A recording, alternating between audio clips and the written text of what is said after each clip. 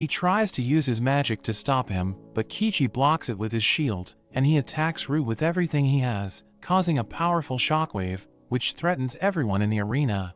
But he suddenly realizes that he forgot to hold back, realizing he could have hurt his friends. Rue manages to recover, telling him he needs to be careful, and he suddenly dashes in with a new skill, unleashing his blazing fists. Kichi tries to block it, but his shield ends up breaking, and Rue lands the finishing blow, as he recalls how they used to hunt together when they were still goblins, realizing that they have both come a long way. After the fight, Kichi and Gobi head home, and the group makes it to the royal capital. Iris takes them to her palace, and she tells them to stay there as she prepares their reward. They have a feast for dinner, but they have trouble sleeping, since they aren't used to having such nice rooms. The next day, Iris gives Rue his payment, and a card that gives him free access to the capital. Rue wonders if she should really be giving it to him, but she plans on requesting his services again, so she wants him to be able to return freely. He leaves some of his replicants in the city, and the group begins to head back. The trip goes smoothly, but we see Mio is depressed, thinking about how strong Kichi has gotten, so she worries about falling behind. But Rue reminds her he will never abandon her, and he promises to help her train. They take a break from their trip, and Rue summons a bunch of giants to help her train.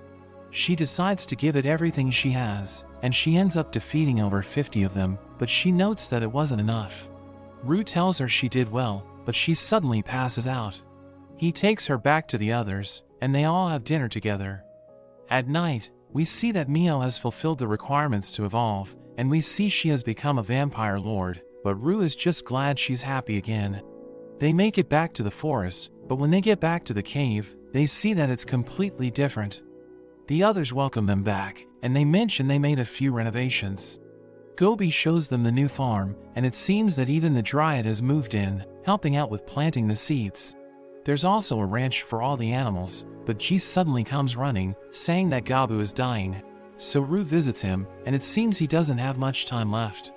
Rue introduces his children to him, and Gabu is happy to finally see them.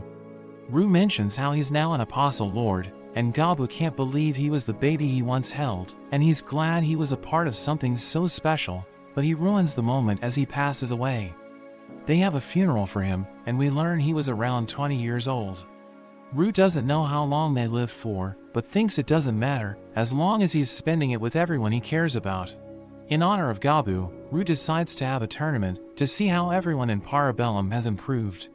We see everyone fighting and trying out their new skills, and Kichi gets his rematch with Rue.